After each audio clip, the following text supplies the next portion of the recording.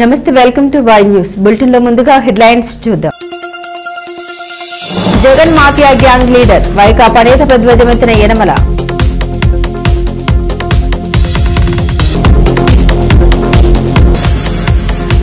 కార్యరూపం దాల్చబోతున్న అఖండ గోదావరి ప్రాజెక్టు ఈ నెల 26న శంకుస్థాపన చేస్తామన్న దుర్గేష్.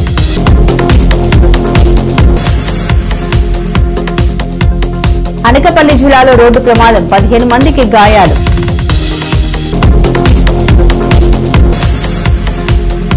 తుని నియోజకవర్గం టీడీపీ రథసారథుల ఎంపిక పోటీ అన్ని వర్గాలకు దక్కిన సముచిత స్థానం. అరాచకాల సృష్టికర్త వైఎస్ జగన్మోహన్ రెడ్డిపై తెలుగుదేశం పార్టీ పొలిట్ బ్యూరో సభ్యుడు యనమల రామకృష్ణుడు మండిపడ్డారు. అభివృద్ది సంక్షేమ పథకాలతో కూటమి ప్రభుత్వ స్వర్ణాంధ్ర 2040 లక్షల సాధన వైపు దూసుకుపోతుంటే ప్రజా ప్రభుత్వాన్ని అస్థిరపరిచేందుకు గాను వైఎస్ జగన్ కుట్ర పడుతున్నారని యనమల ఆరోపించారు. తేటగుంట క్యాంపు కార్యాలయంలో జరిగిన తుని నియోజకవర్గ తెలుగుదేశం పార్టీ సంస్థాగత కమిటీల నియామక సమావేశంలో మాట్లాడిన యనమల వైకాపా నాయకుడు జగన్ నియంత్రణతో పోకడపై విరుచుకుపడ్డారు. జగన్ది రాక్షస గుణమని అలాంటి వ్యక్తిపై పోరాడేందుకు అస్త్రశస్త్రాలతో ప్రతి కార్యకర్త వీరులు శూరులుగా అవతరించి దుష్ట శిక్షణ అంతమొందించాలని పిలుపునిచ్చారు. జగన్ 5 ఏళ్ల విధ్వంసకర పాలన వల్ల రాష్ట్రం అధోగతి పాలైందని, రాష్ట్ర పునర్నిర్మాణం కోసం చంద్రబాబు, పవన్ కళ్యాణ్, లోకేష్ అహోరాత్రులు శ్రమిస్తున్నారని యనమల పేర్కొన్నారు.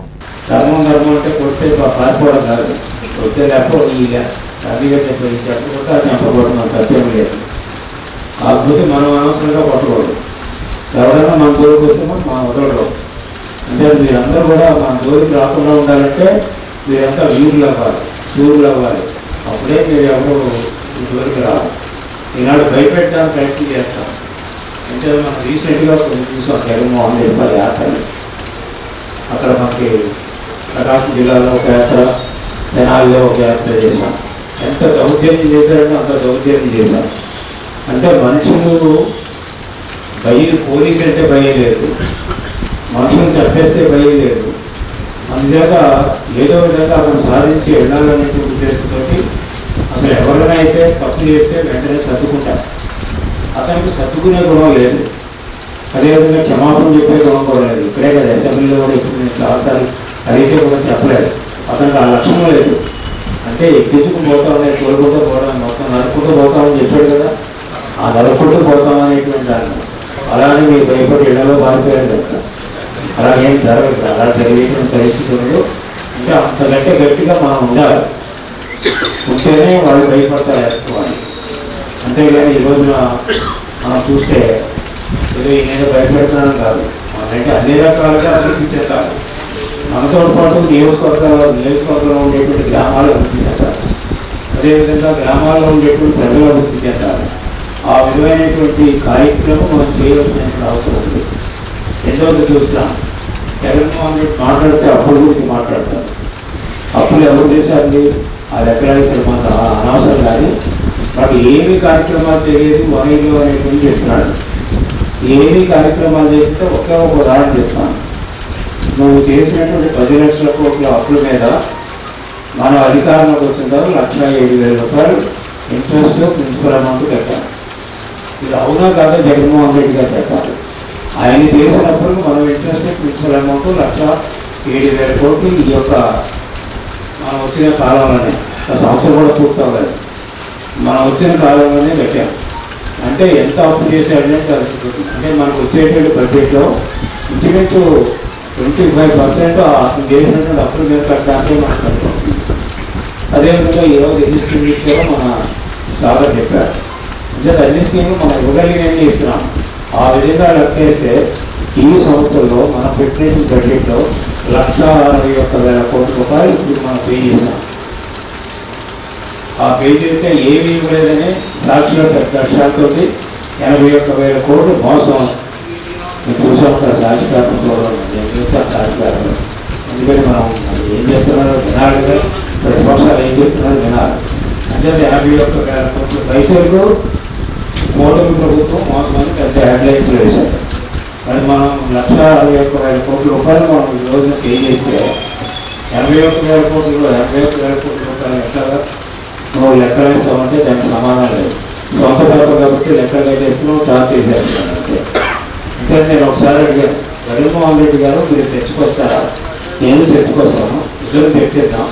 మీకు ఎంత ఎకానమీ తెలుసో ఎంత ఎకానమీ అంటే బహుశా తెలియదు అతను ఆర్థిక వ్యవస్థను చిన్నాభిన్నం చేశాడు కాబట్టి ఈరోజు ఈ పరిస్థితి వస్తుంది. మళ్ళీ దీని నుంచి మనం మనం పైకి వెళ్ళవలసినటువంటి అవసరం ఉంది. అదృష్టశాత్తు మనకి బీజేపీ మనకు సపోర్ట్ ఉంది. కూటమిలో మన గవర్నమెంట్ ఆఫ్ ఇండియా మనసు వస్తున్నాయి. పవన్ కళ్యాణ్ గారు ఆయన చుట్టూ పనిచేస్తున్నారు. గ్రామీణ ప్రాంతాలకి మన నాయకుడు ముఖ్యమంత్రిగా ఆయన కష్టపడి పనిచేస్తున్నారు. లోకేష్ పనిచేస్తున్నారు. ఇంతమంది పనిచేసి 2047కి మనకి స్వర్ణాంధ్రప్రదేశ్ రావాలంటే మనం మన అధికారాన్ని పర్మనెంట్గా నిలబెట్టుకోవాలంటే ప్రధానమైన దిశోత్సవం అనేది కూడా మీకు ఈ సందర్భంగా మనం చేస్తున్నాం. ఇదే కాకుండా రాష్ట్రంలో ఏ విధంగా అయితే 2047 స్వర్ణాంధ్రప్రదేశ్ విజన్ తయారు చేస్తారో ప్రతి నియోజకవర్గం తయారు చేస్తారో మన నియోజకవర్గం ఆల్రెడీ తయారయ్యింది. ల్యాబ్ రెడీగా ఉంది. ఇది నియోజకవర్గం 2047 స్వర్ణాంధ్ర నియోజకవర్గంగా తీర్చిదిద్దడానికి ఆల్రెడీ డ్రాఫ్ట్ తయారు చేశాం. అది పరిపూర్ణం కావాలి, అదేవిధంగా అది పూర్తి కావాలి. ఆ విధంగా తిని ఒక స్వర్ణ ప్రదేశంగా తయారవ్వాలి. ఆనాడు గుర్తు ఏమో ఎట్లా ఉందో తెలుగుదేశం ఏమో అట్లా ఉంటారు. నియోజకవర్గాన్ని మనం తయారు చేద్దాం. దాన్ని ఇంప్లిమెంట్ తుని నియోజకవర్గ తెలుగుదేశం పార్టీ సంస్థాగత కమిటీల నియామక ప్రక్రియ పూర్తయింది. తేటగుండ క్యాంపు కార్యాలయంలో జరిగిన సమావేశానికి ముఖ్య అతిథిగా పొలిట్ బ్యూరో సభ్యుడు యనమల రామకృష్ణుడు హాజరు కాగా యనమల రాజేష్, పరిశీలకులు మేక ఆనంద సాగర్, పెదిరెడ్డి చిట్టిబాబు, లోడగల కృష్ణ హాజరయ్యారు. ఈ సందర్భంగా యనమల రామకృష్ణుడు మాట్లాడారు. భవిష్యత్తులో విపక్షానికి చోటివ్వకుండా ప్రతి కార్యకర్త, నాయకుడు పార్టీ బాధ్యతల్ని భుజాన వేసుకోవాలని పిలుపునిచ్చారు. స్వర్ణ తుని 2047 గ్రాఫ్ ఖరారు చేశామని, తుని నియోజకవర్గాన్ని ఆదర్శ నియోజకవర్గంగా తీర్చిదిద్దాలన్న సంకల్పంతో ఎమ్మెల్యే యనమల దివ్య పనిచేస్తున్నారన్నారు. ఈ లక్ష్య సాధనలో అందరూ భాగస్వాములు కావాలని ఆయన కోరారు. నియోజకవర్గాన్ని ప్రగతి పథంలో నడిపించి 2029 ఎన్నికల్లో 30,000 మెజార్టీ టార్గెట్ గా కూటమి అంతా సమిష్టిగా చేయాలన్నారు. ఈ సమావేశంలో మాజీ మున్సిపల్ చైర్మన్ ఎన్నికంటి సత్యనారాయణ, అప్పని రమేష్ తదితరులు పాల్గొన్నారు.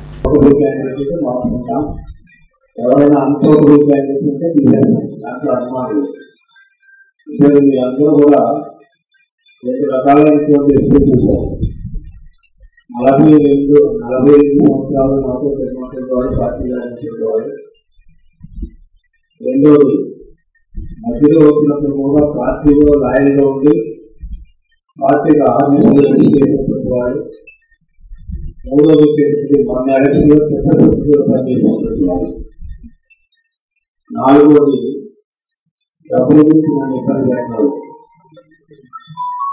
ఈ క్రైటీరియా పెట్టిన చేశాం. చాలా బాగా చేశారు. మన ఎలక్షన్ చాలా ప్రశ్న చేస్తున్నాడు. అంటే మిగతా రాష్ట్రంలో కూడా ఒక విధంగా ఉన్నా మన నియోజకవర్గంలో ఒక విధంగా ఉండేది. ఇంకేంటంటే వాళ్ళకి మనకి గ్యాప్ ఎక్కువ. ఈ గ్యాప్ను పూర్తిగా చాలా కష్టమైనటువంటి పని. దాదాపు వాళ్ళకి మనకి 11% గ్యాప్. 19 ఎలక్షన్కి 24 ఎలక్షన్కి అంటే 11% పోర్చాలి. అదేవిధంగా మనం మళ్ళీ మెజార్టీ కావాలి. ఈ విధంగా పనిచేశాం. అన్ని గ్రామాలకు వెళ్ళకపోయినప్పుడు కూడా స్ట్రాటజీ ఎంత కరెక్ట్గా పనిచేసాం. దాదాపు మీరు అందరినీ మెచ్చుకోవాలి. ముఖ్యంగా మహిళలను మెచ్చుకోవాలి. గౌరవరాణి గారు అయితే రోజు ఒక 2,000 కోట్లు ఇవ్వాలి. ఇంటికి మనం 5 నెలలు ఎలక్షన్ చేసాం. ఎలక్షన్ పీరియడ్ ఒక నెల అవ్వచ్చు, 15,000 అవ్వచ్చు. కానీ 5 నెలల ఎలక్షన్ వాళ్ళ నియమాలంటే ఎట్లాగా గెలిచిపోతాం అనేటువంటి నియమాలు ఉంచాలి. మన వాళ్ళు కూడా చాలా మంది నా దగ్గర ఏమో ఎలా ఉంటుందంటే నేను ఒకటే చెప్పాను. అది చిన్నట్టుగా 15,000 తక్కువ కాకుండా మనం నిలబడుతున్నారు. అంత నమ్మకంతో ఎలక్షన్ చేశాను. ఎంత గ్యాప్ చేశాను. మనకు 1% గ్యాప్ పోయి వాళ్ళకి మాత్రం 14% గ్యాప్. అంతకుముందు 16,000 17,000 మెజార్టీ వస్తే ఈరోజు మాకు 16,000 మెజార్టీ వచ్చిందంటే 30,000 మనకు ఓటు హ్యాపీ. దీనికి కారణం మీరందరూ కూడా పోరాడారు, బాగా కష్టపడి పనిచేశారు.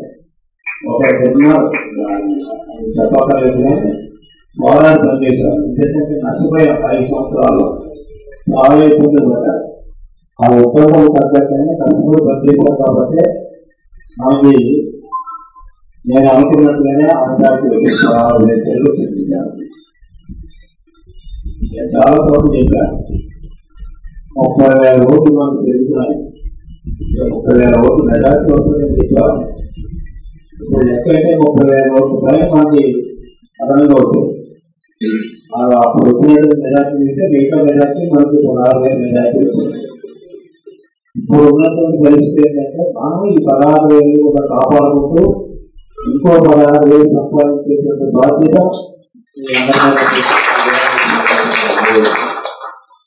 మేమందరం కూడా పనిచేస్తాం. నాయకులు పనిచేస్తాం. నాయకులు అంటే గ్రామాల్లో పనిచేయాలి. గ్రామాల్లో పనిచేస్తేనే విశ్వాసంగా పనిచేస్తేనే అదేవిధంగా ప్రతిశ్రుతితో పనిచేయాలి. ఎందుకు అన్నది మాటలు కొంతమంది ప్రతిశ్రుతి పైసే ఆడేస్తుంటారు. ఎవరు ఏ విధంగా చేసినప్పుడు కూడా ఆరోగ్యం పనిచేస్తున్నారు. దాంట్లో ఏ అనుమానం లేదు. మాకు చెప్పాలని చెప్పుకోవాలి. అట్లా నేను నాకు 4-5 సోర్సెస్ ఉన్నాయి.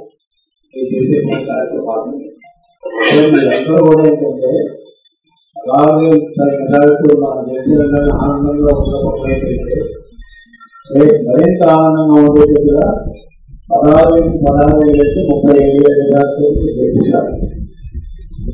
ఆ విధమైనటువంటి ప్లాన్ చేసుకోవాల్సినటువంటి అవసరం ఉంది.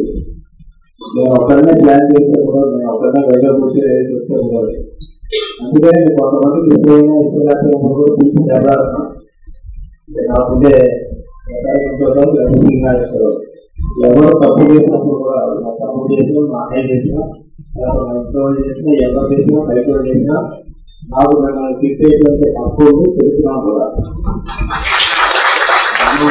ఎందుకు జరగవుతున్నా అంటే మీరు బాగుపడాలి. మీరు బాగుపడితే పార్టీ బాగుపడుతుంది.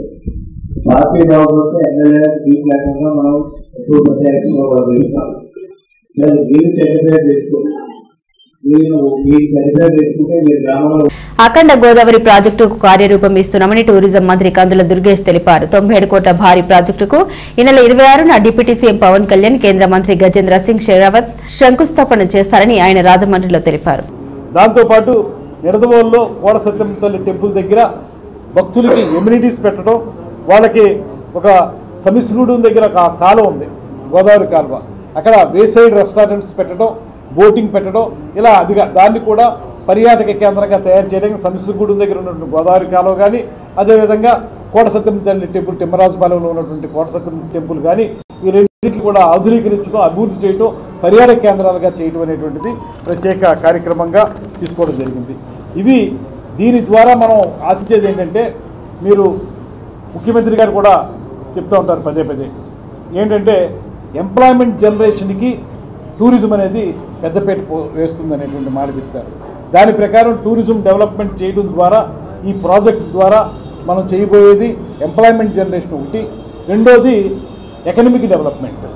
ఇందులో దాదాపు ఇవన్నీ రెడీ చేసి మనం ప్రజలకు అందుబాటులోకి తీసుకొస్తే సంవత్సరానికి 15 నుంచి 20 లక్షల మంది పర్యాటకులు వచ్చేదానికి అవకాశం ఉంది. ఈ 15 నుంచి 20 లక్షల మంది పర్యాటకులు వస్తే ఎంత మీకు టూరిజం అభివృద్ధి జరుగుతుంది. ఇక్కడ కూడా హోటల్స్ అవి కూడా వస్తాయి. ఈ హోటల్స్లో స్టే చేయడం ద్వారా ఆర్థిక అభివృద్ధి జరుగుతుంది. దాని ద్వారా హోటల్స్ రావటం, ఈ ప్రాజెక్ట్ ద్వారా జరిగేటువంటి ఎకనమిక్ డెవలప్మెంట్ వల్ల చాలామందికి ఉపాధి అవకాశం కూడా కలిగేదానికి అవకాశం ఉంది. మీకు 8,000 మంది కంటే ఎక్కువ మందికి ఉపాధి అవకాశాలు దొరికేదానికి అవకాశం కనపడుతుంది అనేది ఒక అంచనా చేస్తూ ఉన్నాం. దాని ప్రకారం ఆ రకంగా చేయటం కూడా ఉంటుంది. దాంతోపాటు మీరు ఆదాయం సృష్టి, సీఎం గారు ఎప్పుడు చెప్పేటువంటి మాట ఆదాయాన్ని సృష్టించాలనేటువంటి మాట. ఇవన్నీ చేయడం ద్వారా మనం ఎంట్రన్స్ ఫీజులు ఏవైతే పెడతామో అవి కానీ, లేకపోతే పర్యాటక కార్యకలాపాల వల్ల కానీ, రిటైల్ స్టోర్స్ అవి పెడతాం కాబట్టి వాటి వల్ల కానీ ప్రతి సంవత్సరం కూడా ఒక కన్సిస్టెంట్గా కొంత ఆదాయం వచ్చేదానికి అవకాశం ఉంటుంది. అంటే ఇవి ఊరికే పర్యాటక పరంగా అందంగా తయారు చేయడానికి మాత్రమే కాకుండా ఉపాధి అవకాశాలు కల్పించే విధంగా, అదేవిధంగా మనకి పూర్తి స్థాయి అభివృద్ధి జరిగే విధంగా కూడా దీని అనేటువంటిది ప్రధానంగా జరుగుతూ ఉంది.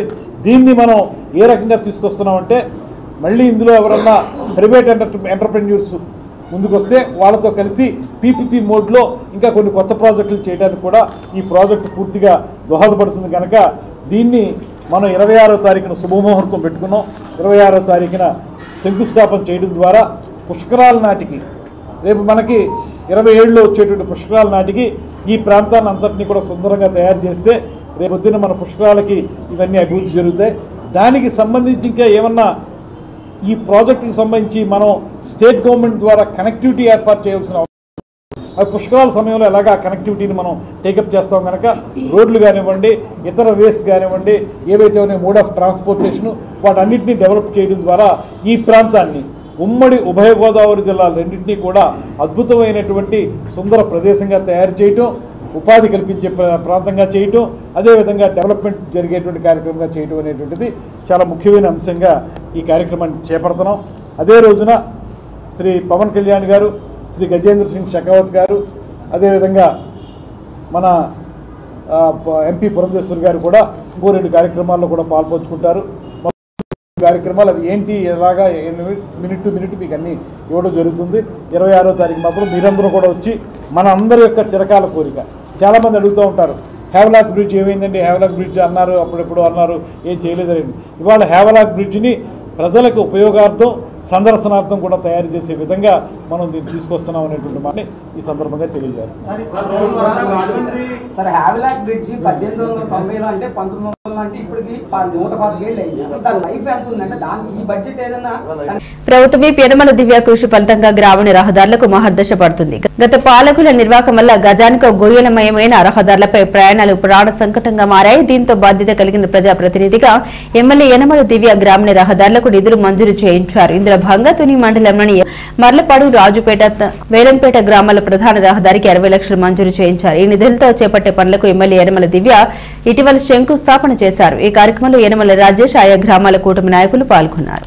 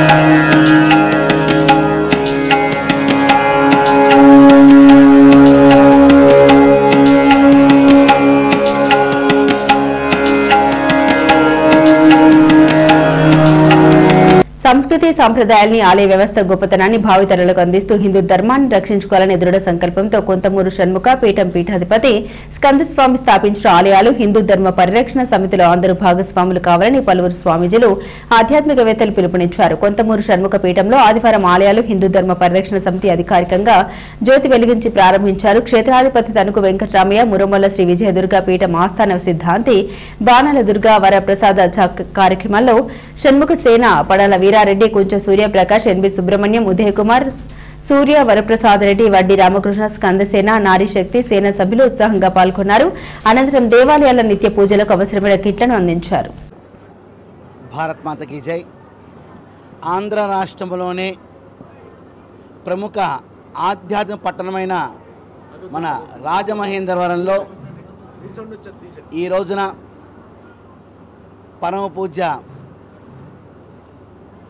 షణ్ముఖ పీఠాధీశ్వరులు స్కందస్వామి యొక్క ఆధ్వర్యంలో ఎంతోమంది ధార్మిక ధర్మ సేవా తత్పరులు ఒక వేదిక ద్వారా ఆలయాలు హిందూ ధర్మ రక్షా సమితి అనే పేరుతో ఒక విభాగాన్ని ఏర్పాటు చేసి దేవాలయ పరిరక్షణ కేంద్రంగా మన దేవాలయ సంస్కార కేంద్రాల విషయాన్ని తెలియపరుస్తూ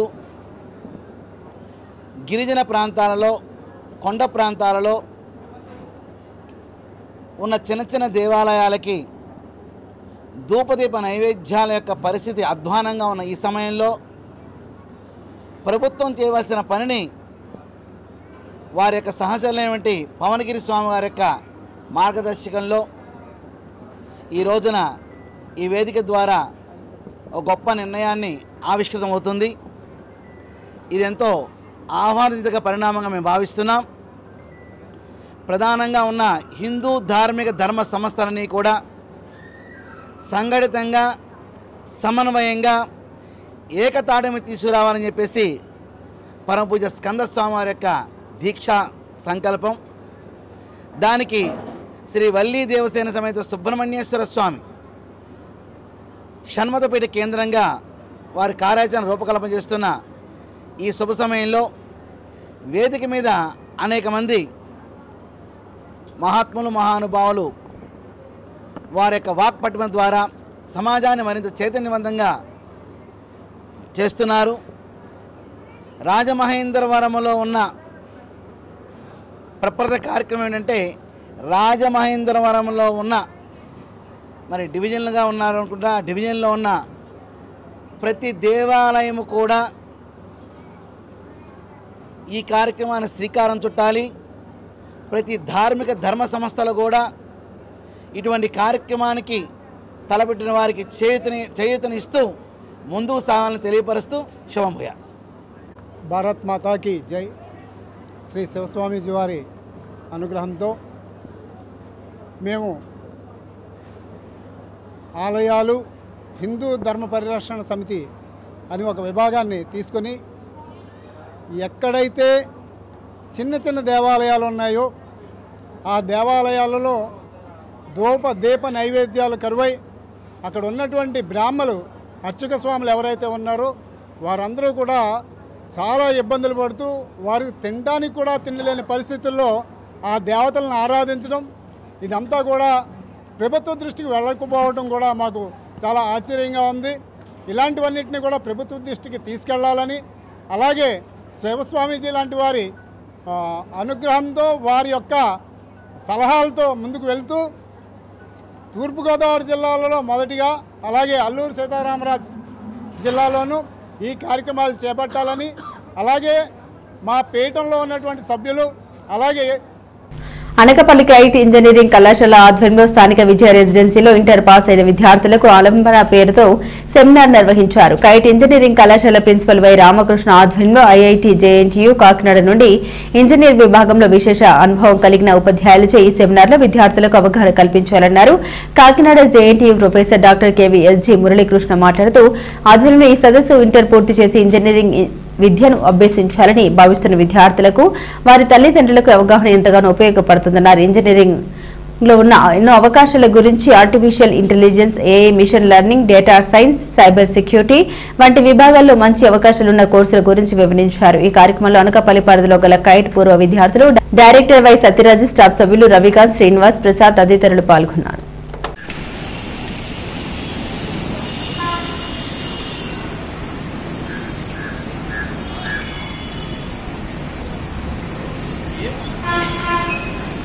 అమ్మ చేసేలాంటి కూరగాయలు పప్పుగాయలు దొరుకుతుంది అక్కడ, అప్పుడు తెలుస్తుంది అవిలో.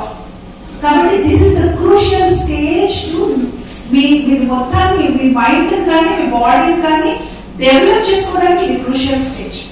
మీ వాళ్ళందరూ ఇంజనీరింగ్ అంటే ఏంటి, పిల్లల పట్ల కన్సర్న్, ప్రేమ. కానీ ఇప్పటిదాకా మనం చేపట్టుకుని నడిపించాము. ఇప్పుడు వాళ్ళని మనము ఒక క్రూషియల్ స్టేజ్ లో ఉన్నాం. బయట సొసైటీలోకి పోవాలి అనేది ప్రదీప్ గారు అద్భుతంగా చెప్పారు. ఆ రెండింటికన్నా ముందే చేయాలని నేను చెప్తున్నాను.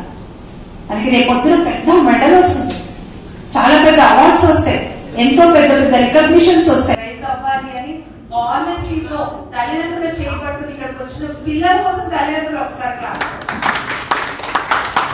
ఎందుకంటే మనం ఇప్పుడు చూస్తున్నాం ఎంత. నీ పేరేంటి బెట్ట? గీత. నీ కలేండి అన్న సాఫ్ట్గా చెప్తే సాఫ్ట్వేర్ సాఫ్ట్వేర్ హార్డ్గా చెప్పాలి. మనం స్పెసిఫిక్గా చెప్పి ఇంకా డీటెయిల్గా. నా ఉద్దేశం ఏంటంటే సాఫ్ట్వేర్ కావాలి. న్యాచురల్లీ ఇంజనీరింగ్ చదివేవాళ్ళు ఎవరైనా సాఫ్ట్వేర్ కావాలి. అక్కడి నుంచి ఎంటెక్ చదవచ్చు, ఉద్యోగం ఇండియాలో రావచ్చు, చదువు కోసం విదేశాలకు వెళ్ళచ్చు. నమస్తే అండి, నేను కైట్ ఇంజనీరింగ్ కాలేజ్ కాకినాడ నుంచి వచ్చాను సార్. మేము యాక్చువల్గా ఆలంబర్ అని ప్రోగ్రామ్ కండక్ట్ చేస్తున్నామండి. అది ఇవాళ అనకాపల్లి మన విజయ రెసిడెన్సీలో కండక్ట్ చేస్తున్నాం. అంటే ఈ ప్రోగ్రామ్ యొక్క ముఖ్య ఉద్దేశం ఏంటంటే ఎంసెట్ రాసిన పిల్లలకి, పేరెంట్స్కి, అంటే ఇంజనీరింగ్లో జాయిన్ అయ్యే ముందు ఇంజనీరింగ్లో ఏ బ్రాంచెస్ ఉంటాయి, ఏ బ్రాంచ్ తీసుకుంటే ఎలాంటి అవకాశాలు ఉంటాయి, సో ఆపర్చునిటీస్ ఏంటి, ఫ్యూచర్ ఎలా ఉంటుంది, అలాగే ఇంజనీరింగ్ చదువుతున్న 4 సంవత్సరాల్లో తల్లిదండ్రులు పిల్లల్ని ఎలా చూడాలి, ఇవన్నిటి మీద ఒక ప్రీ ఇంజనీరింగ్ ప్రోగ్రామ్ అనేది ఆలంబన పేరుతో కండక్ట్ చేశామండి. దీనికి మనకి JNTU Kakinada X-vice chancellor doctor KVSG Muralikrishna గారు ఆయన బ్రాంచెస్ గురించి అన్నీ కూడా ఎక్స్ప్లెయిన్ చేశారండి. అలాగే ప్రదీప్ గారు అండ్ డాక్టర్ సరస్వతి గారు మన film artist and personality development counsellors, వీళ్ళు కూడా వచ్చి పేరెంట్స్ కూడా ఎలా అనే అవగాహన, అంటే ఇంజనీరింగ్లో జాయిన్ అయ్యే ముందు పేరెంట్స్ కూడా ఎలా ప్రిపేర్డ్గా ఉండాలి, చదువుతున్న 4 సంవత్సరాలు పేరెంట్స్ ఎలాంటి కేర్ తీసుకోవాలి. My name is Vaidehi. నేను చోడవరం నుంచి వచ్చాను. నేను కైట్ కాలేజ్లో చదువుతున్నాను ప్రెజెంట్. ఇక్కడ కాలేజ్ ఏంటంటే ప్రతి చోట ఉన్నట్టు ఉండదు. ఇక్కడ చాలా ఎక్కువ స్పేస్ అనేది మనకు దొరుకుతుంది. ఇంకా ఇక్కడ డైలీ కూడా మనం క్లాసెస్ అటెండ్ అవ్వచ్చు, అటెండెన్స్ మ్యాండేటరీగా ఉంటుంది. అండ్ నెక్స్ట్ కొత్తగా ఈ మధ్య మాకు ఏంటంటే స్మార్ట్ సిటీ ల్యాబ్స్ అని కొన్ని స్టార్ట్ చేశారు. స్మార్ట్ సిటీ ల్యాబ్స్ అంటే మనం అంటే ఈజీ వేలోని మనం నేర్చుకొని డిజిటలైజ్డ్గా చేస్తామన్నమాట.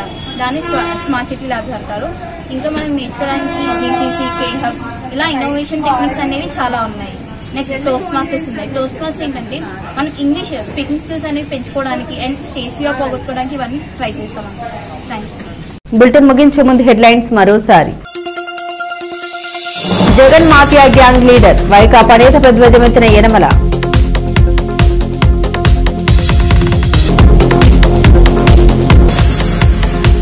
కార్యరూపం దాల్చబోతున్న అఖండ గోదావరి ప్రాజెక్టు, ఈ నెల 26న శంకుస్థాపన చేస్తామన్న దుర్గేష్.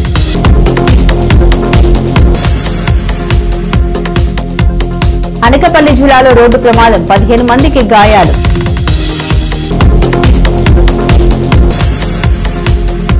తుని నియోజకవర్గం టీడీపీ రథసారథుల ఎంపిక పోటీ, అన్ని వర్గాలకు దక్కిన సముచిత స్థానం. ఇవి బులెటిన్ అప్డేట్స్. మరిన్ని అప్డేట్స్ కోసం చూస్తూనే ఉండండి వై న్యూస్.